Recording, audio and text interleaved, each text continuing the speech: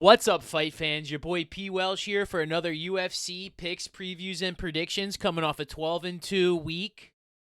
Where were we? In St. Louis? I don't even remember. But now we're going to Des Moines, Iowa. Ready to start you off in the women's flyweight division. We got Juliana Miller, 4-3, coming off a loss, versus Ivana Petrovic, 7-2, coming off a loss. What a height advantage for Petrovic, 4-inch on the reach, 3-inch on the leg, and very close fight, I feel like, but definitely Petrovic side, leaning Petrovic. Miller, just, not really bringing the performance juices, getting finished by Luana Santos. No real wins over I don't even, competition. Tough, tough, tough. We're going Petrovic here. Nothing too crazy. Finish potential, maybe. She's just, it's not really one. I think it goes to the decision. I'm leaving Petrovic just to win kind of on volume, maybe a little takedown in there, control the ground game a little bit. I just don't think Miller has very many ways to win, except maybe catching one on the chin. I got Petrovic here by decision. Rock and roll, ladies and gentlemen. A lot of fights this week that are really kind of hard to handicap, kind of hard to predict what's going to happen. Like, kind of sweaty both ways. Like this one right here, heavyweight bout, Thomas Peterson versus Dontel Billy Mays. 9-3 Peterson coming off a loss. Mays 11-8 coming off a loss with a no contest. And Mays has not looked good recently. He just got, his last two fights have not been, exceptional. His one win came against a light heavyweight Machado that he moved down. Peterson, they both lost to Gaziv. He beat Usman and losses to Pogues, his fourth UFC fight. He's really got to get a win here. Can he take down Mays? I don't know. He's really big, hard to keep down. Like, one thing about Dontel Mays is, like, you're not going to keep him down, and he kind of has an advantage on the feet here.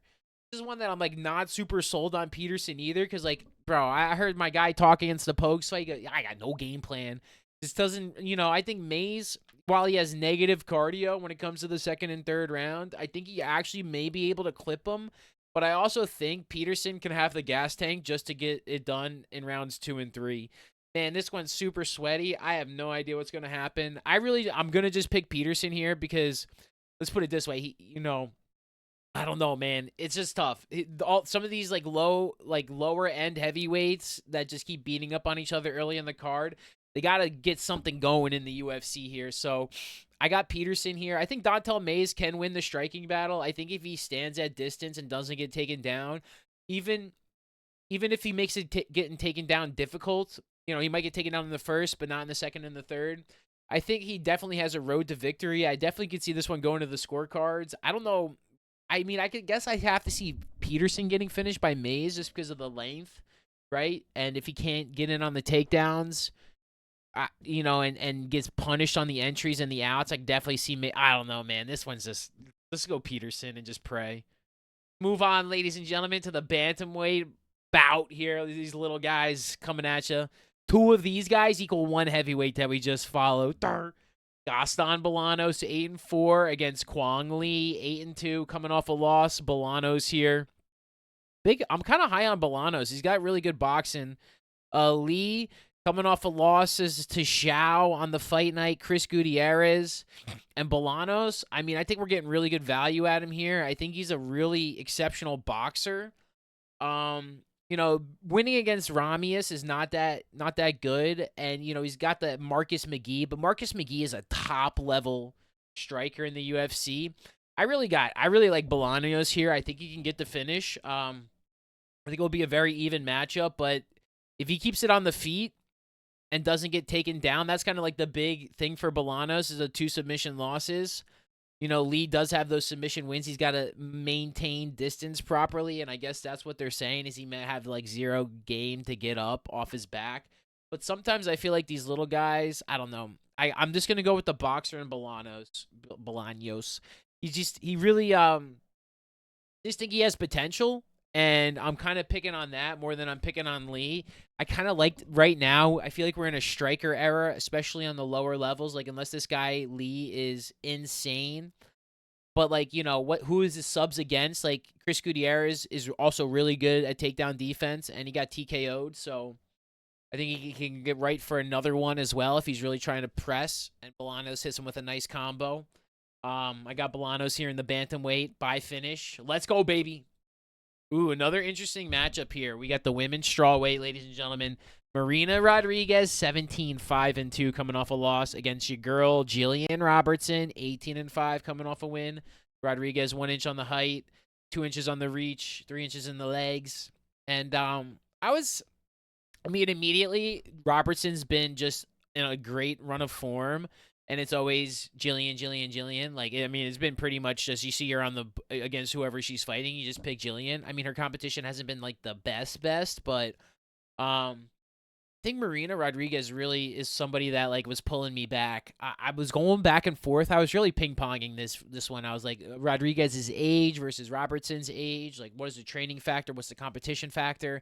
Yeah, Rodriguez has lost a lot recently, but look at who she's fought versus look at who's Robertson's fought. So it's like,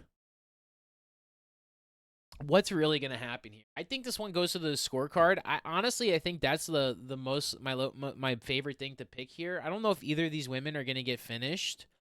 Um Man, this one's really tough. I think I'm just going to pick Jillian Robertson just because she's such experienced fighter even at a young age. I really think she'll put in the volume. I think she'll have the technique, and I think she'll really win that third round to really win the fight, and she might even catch the first two anyway. Like I said, Rodriguez lost it to Luciano, Andrade, Vanderoba, and Lemos. Literally cream of the crop, top 5, top 10 women fighters, right? But like we're reaching back 3 years for a big win for Marina Rodriguez. I just don't know if that's enough to want to pick her to overcome somebody like Jillian Robertson, who is just she's seen, and I don't want to. I don't like picking against people that I actually really like too. Like I've been so. I think Marina Rodriguez has a great chance to make it a competitive fight. I don't know how much grappling will take down. I don't think much. I think these ladies will really keep it on the feet here. Unless Marina gets really rocked, I don't see her taking much of an approach. And I also think Robertson's takedown defense is exceptional, and that's not going to really pose a threat. So we're just going to pick Jillian Robertson. And if it's an upset, I think it's going to be an exciting fight. So look out. This one should be pretty good. Moving on, baby. Ooh, one that should be very fascinating. Middleweight bout, ladies and gentlemen. Ryan Loder, 8-1, coming off a win versus Azmat Bekhiov, 19-3, coming off a win. Loder 1 inch reach, 1 inch on the height, 4 inches on the reach. A big underdog coming in there against Bekhiov. Bekov came in there, got a big knockout against Zach Reese, who's pretty experienced at this point, has, went through his ups and downs, but man, put it on the chin, and that power seemed next level, dude. And I think he probably got something like that again. I don't know much. I didn't really do too much on Loder here. This one was kind of one that I kind of just was just picking on Bekov here. I think if one thing you really want to be safe is this fight finishes by knockout one way or the other. Now, do you want to pick Loder? I don't know, but I definitely think Bekov with or just this fight not to go the distance. We'll see what that is later in the week. These guys are finishing machines, knockouts, submissions from Bekov too. So like he does the damage. I could see a club and sub depending on like what it shakes out with, damage done to the body and over time versus the legs, and does he get the knockout blow or is it later in the round in the fight? I think the pick is Bekov all day. I do think he can get spicy with the fight not going the distance.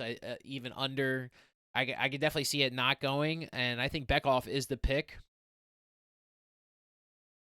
I think Zach Reese is a pretty decent scrapper, bro, and to just starch my man in the first round, I don't know. I don't want to call it lucky, but I mean Reese has been finished like that before. He got hit with that that slam finish, but I think Bekov, man, that guy, that power was different, man. He got in there. It didn't matter with a little bit of length in there. I think this guy's going to be an ascension guy. The middleweight bout looks massive. Let's go, Bekov.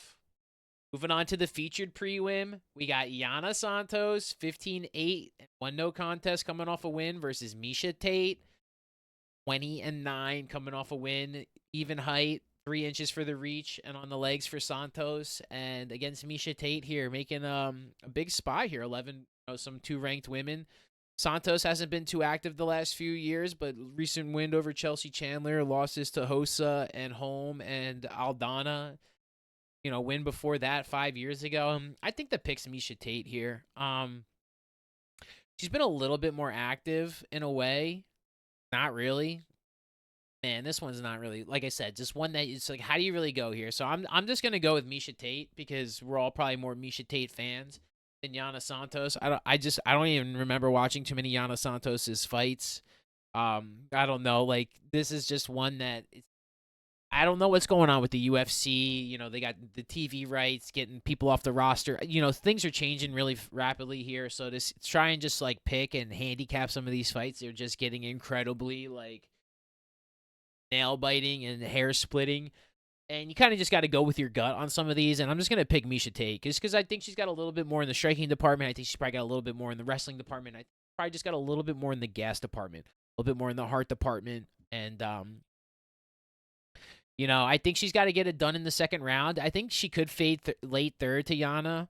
I really think that's got something. But, again, just one of those things that a win over Chelsea Chandler is just not doing anything for me, And then, so I'm just going to just pick Misha Tate. And we're going to move on, ladies and gentlemen. Boom! Another one, ladies and gentlemen. Jeremy Stephens, return of 28-19 versus Mason Jones, 11-2, coming off a loss. Both men coming off of losses. Jones 2 inches on the height, 3 inches on the reach and the legs. And, we're probably just going to go Jones here, keep the pick. When Stephens last fought, bare knuckles. His last PFL fight 3 years ago. I mean, what are we doing here? He's going to pick Mason Jones by finish. Probably get it done any way he wants. Some of these guys recently, when they've been hit to the ground, had any cover in their face, so he could get knocked out too. 15-18 UFC record. Lots of knockouts. I think, if anything, this fight definitely finishes. 7 knockouts, but, I mean, making his, not UFC debut, lost to Ludovic Klein 3 years ago. That's Jones. Win over Onama, who won last week against Giga. Lost to Mike Davis, so he has had some UFC experience. I think Jones by finish here, and Jones has a no contest in there. What do we really say here? You really want to pick Stephens? He's a massive underdog. Maybe he can get a knockout. I don't know, but when the cage doors close and there's nobody else in there besides the referee, there's only one person to save you, and that's the referee. So that's what I expect to happen. I don't know who's going to be saved, but probably Stephens. Jones for the win is the pick. Moving on, ladies and gentlemen. We got our guy Cameron Smotherman versus Siri City.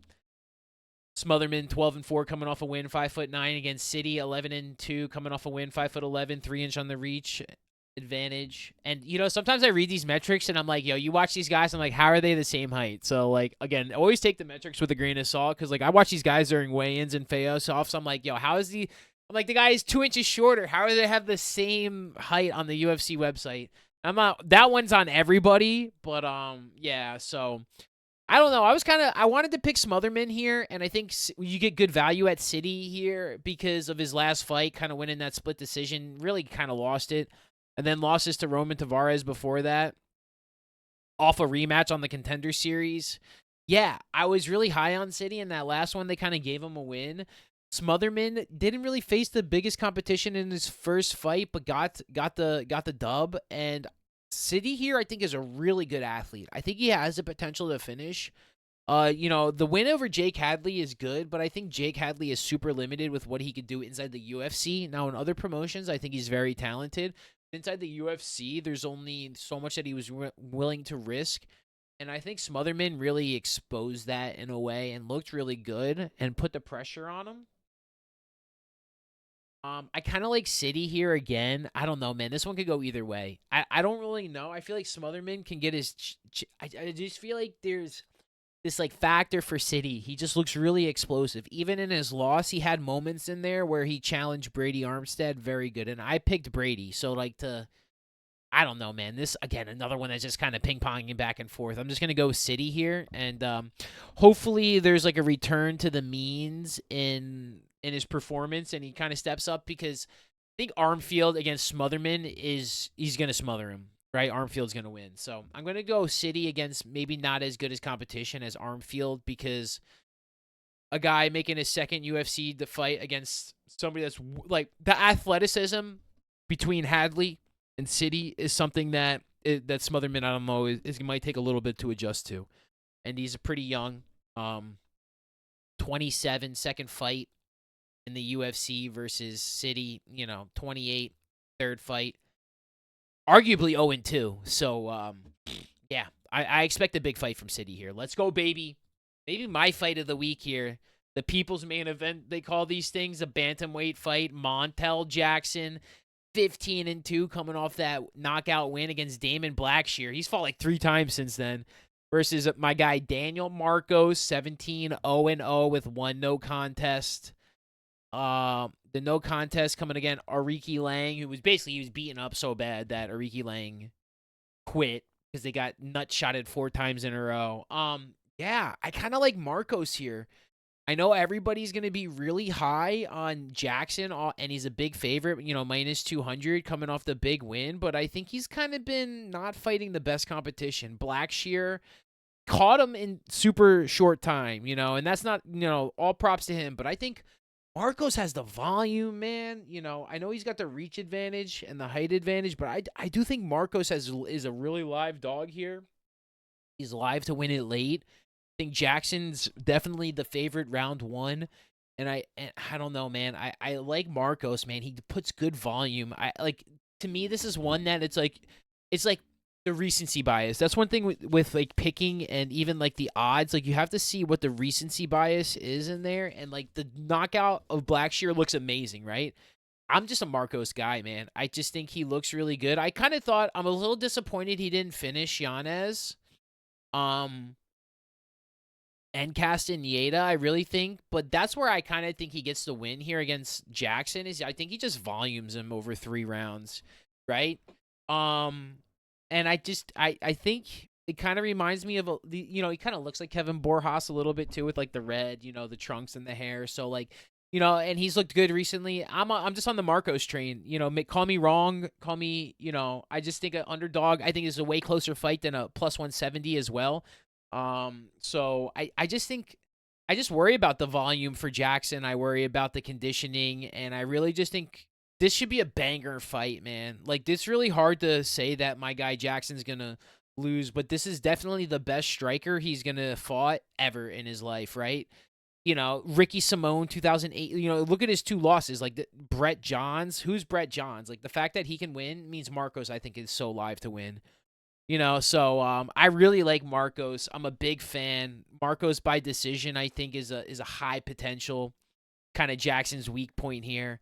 I think Jackson can knock him out, but the thing is, I think when you look at it like the main event last week, it's so hard to find the accuracy, the gas tank to precision, to knock out great fighters late in rounds like Jackson's going to need to do, right?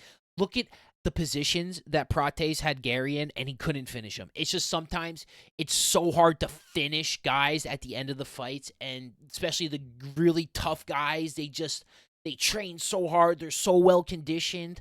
You know what I mean? Like, that's why I feel like sometimes it's hard to rely on the finish. And that being said, I'm a big fan of Marcos, man. I just am. His volume, he's precise, he's clean, he's efficient. He looks like he's got great defense. I think he'll weather Jackson's storm and get the dub on the upset. Not when I'm like 100% confident, but this is like my lean of the week. I like Jackson a lot. If Jackson gets a KO win, I'll be super excited too. Don't get me wrong, but my pick is Marcos here. I've been like seeing these dogs, these high volume, kind of more precision fighters against more bigger upsets, and I feel like we've kind of doing pretty well picking them, so we're gonna go there too. Another one that it's kind of flopped on this one too, I think.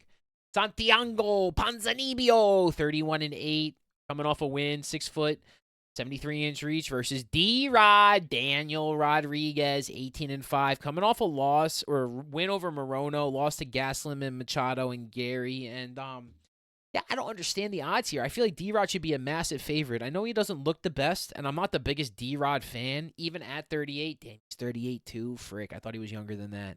Ponzinibbio's old as hell, though, too. That's why I think this is a match made in heaven for D-Rod. I think he's right for a nice split decision win here. Maybe even catch a win. I mean, sometimes Ponzinibbio can get a KO, but I don't think he's been. I just picked D-Rod. I'm committed to picking D-Rod. There's no way I'm picking Ponzinibbio. Like, there's just no way. I think I did pick against him in his last fight against Charleston Harris. I think Harris was looking pretty good, and he just gassed out. But I don't know, man. Again, one that is just like there's like half a dozen on this card. We're coming off a 12-2 week, and I'm coming up here feeling like I'm about to go 500. 6-6 is going to be a good week with some of these fights, man. I'm just like literally picking off like almost like reverse trends in a way. Like thinking Ponzinibbio is hella overvalued for his last comeback win, and D-Rod is kind of undervalued here for what he's been through recently. I think D-Rod's going to get the win. I think he's just going to be kind of one of those. I think he'll win the moments, do the damage, get enough volume in to win 2 rounds, and just pick D-Rod and just go get a snack during this fight. Eat. Let's go, baby. Main event. Middleweight bout. Renier de Ritter versus Bo Nickel. The Ritter 19-2 versus Nickel 7-0. And this one should be interesting to see how it's going to turn out. 3 rounds, co-main event. Are these guys going to want to scrap on the feet? Are they going to want to engage in the grappling? I'm down for either. I think these guys can really go either way, and I think this is one that I'm really worried about in terms of like I think like what I'm going to pick versus what could happen versus what I have picked and what will happen is I'm going to pick Bo Nickel for the win just because I think he'll just get the win on the judges' scorecard. Like, he'll do enough. There'll be enough takedown scrambles. Like, it will be even enough. He'll do enough where they'll give him the win in certain aspects, like split decision. This one has split decision all over it for me.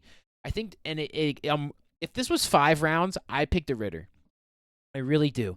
I think something about the 5 rounds in a competitive fight against a veteran versus these guys that never fought a 5-round fight before.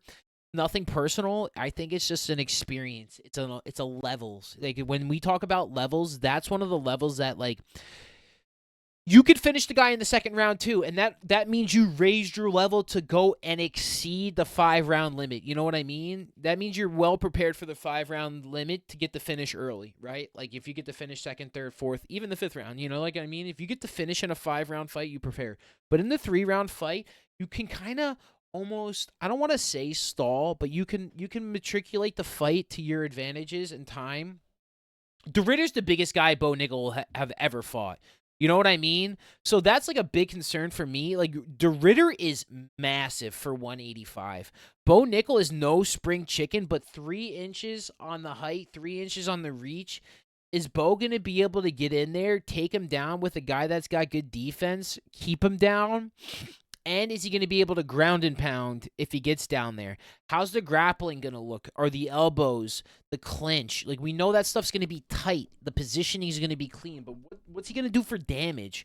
How is he going to control him? Is he going to be able to work a submission at all? Is he going to be able to advance positions? Right? Man, this is a great sweaty fight. I really wanted to pick the Ritter, but I'm never going to pick against Bo Nickel. I always kind of want to add an S in there. But yeah, this is one I'm just going back and forth on. It's like, do they stand up and fight? Do they grapple? What's the situation look like? What do they stall for time? I think I don't, man, like I like the Ritter. He's only 34. I think he's got a lot of potential. This could be a massive fight. He could be like, give me the title. Give me DDP next. Like RDR versus DDP. If he beats Hamzat, dude, I mean, it could be a fire matchup. Like there's so much potential here. I'm picking Nickel, Bo. We're picking Bo just because I think that's what the judges will give the win to, just because sometimes it happens. Like, they give undeserving fighters the win in certain cases. The fight hasn't even happened, and I'm calling it an undeserving winner. But that potential's just there. And on the official record, that's sometimes where I want to put my extra eggs into. That, right? Even though the opposite can happen. It's also going to be hard to finish these guys within 3 rounds. So it's, like, likely going to the judges' scorecard. Like, we're breaking this down earlier. I think De Ritter will win the fight in terms of optics, in terms of damage. I think Bo will win the fight in terms of points and positioning and minutes. So I like Bo here. Let's just call it that before I can't pronounce Bo Nickel one more time before I change his name. And I don't even know what I'm saying anymore. If you made it this far, thank you so much for watching. Like, comment, subscribe. Pick your winners in the comments section. 100%, $100 as we break down the main event here, ladies and gentlemen. Bam! Bantamweight top 5 bout. Corey Sandhagen versus Davison Figueiredo. Sandman 17-5 coming off the loss to Umar. Figueiredo 24-4-1 coming off the loss to Piotr Jan. And bro, I don't like the odds here for picking Sandhagen. Like it's like he's at such an advantage, height, reach, length. But Figueiredo's such a dog. He's so strong, man. He poses like, bro, who's lost this to? Moreno and Piotr Jan? Like, that's, you know, I think he can really stand and bang with Sandhagen here. I really think he's got a chance to win this fight. I think he's got I really do. I really want to pick him here. I really want to pick Figueiredo, except he's 38 years old, and Sandhagen, he's got to get it done, dude. Like, both these guys, it's the last chance saloon here. Both a loss for these big guys in the main event, and you going in the wrong direction. Like, Sandhagen, you can't beat a 38-year-old former champion. Like, get out of here, bro. You going bottom 10. And Figueiredo, like, this is your last run, man. Back-to-back losses in the bantamweight division proves you're just a flyweight goat, man. Like, nothing against that, but that cut's tough. Extra 10 pounds, you're not the biggest dude ever. Some of these bantamweight guys are 5'11" at 135 on a weigh-in is nasty. You know, that's like these big featherweights like Lopez and 6-footers will weigh in at 145, man. It's a brutal game when you get down to these lower levels and the cuts and the advantages that some of these guys can get. And I'm not saying Sandhagen is bullying Figueiredo, because like these lean guys that walk around in shape, like, you shouldn't punish them for being able to cut some weight, you know. And I kind of, people always talk about weight bullies, and I kind of don't mind it. Like, I don't really know a better way to do it. Like, it's, man, I'm just gonna pick Sandhagen here. I think he can get a spectacular knockout as well. I think he can really be in the zone and just win. And I'm not picking against him at -500. Like, there's a reason why everybody's picking him. Probably because he's a way better fighter. And I just think his advantages and experience in the bantamweight division against, Sandhagen, Piotr Jan would be a banger fight. I kind of wish that was this instead of Figueiredo, but I guess it was the Umar Jan. Like, so many things happened. It's got to be Sandman, dude. If Sandman doesn't get it done, that's fine. I'll probably put a shekel on Figueiredo just in case I get disappointed. We can get at least a little happy with Figueiredo winning us some cash, because he seems like a cash cow. You know what I mean? At +4, like almost 400, 380. I might sprinkle a little on Figgy here. I think this one could go to the scorecards, but I also think Sandhagen's like big condition is a spectacular finish. I think you can talk about this fight for 28 minutes, as I've been talking about the rest of the fight. I think any form of grappling, finishing, striking, you could talk any way. Sandhagen is so skilled, and I think Figueiredo presents a very like punchable target in terms of like he's a small, compact target who you kind of know where he's going to be, and you know where you can kind of aim with having certain advantages that you don't have versus guys that might wrestle like Umar or have more, or Jan, and have more advantages in the height, like the rest of the guys, O'Malley and the strikers in the bantamweight division. So I think Sandhagen, he kind of reminds me of the Robbie Font fight in a way. He'll just kind of get a nice unanimous decision. Both of these guys they got a lot of similar opponents, Vera, Font. It's got to be Sandhagen. I think you can talk spinning back fist. You can talk uppercut. I think you can talk leg triangle, arm, arm triangle. You can talk so many different ways to finish. And also the judges. So I think he'll win 3 rounds. If he doesn't get the finish, I think Figueiredo will look really good at times. I can definitely see close 3-2 split decision if Sandhagen doesn't get the finish. Which, like, that's, my whole thing is Figueiredo kind of has been finished twice in a way, so I think it's definitely possible. And I don't know necessarily if he's finishing a bantamweight. So to go 5 rounds, I think he kind of will gas out a little bit, just because like, look at how good Jan looked in the 5 round main event at the end of the year. And I just think Sandhagen maybe doesn't look as good, but looks pretty good. Maybe not unanimous, but split decision. Let's go to Sandhagen. Do a quick little recap here and get on with our day, ladies and gentlemen. Des Moines, Iowa, sweaty card, lots of toss-ups. We got Ivana Petrovic. We're going to go Thomas Peterson, Gaston Bolanos, Jillian Robertson, Asmod Bekov, Misha Tate, Mesa Jones, Siri City, Daniel Marcos, Daniel Rodriguez, Bo Nickel, and Corey Sandman Sandhagen. Like, comment, subscribe. Leave your winners in the comment section. 100% winners. I'll send you $100 cash. Let me know. Thank you guys so much for watching. Take care of yourselves, your friends, and your family. Peace and love.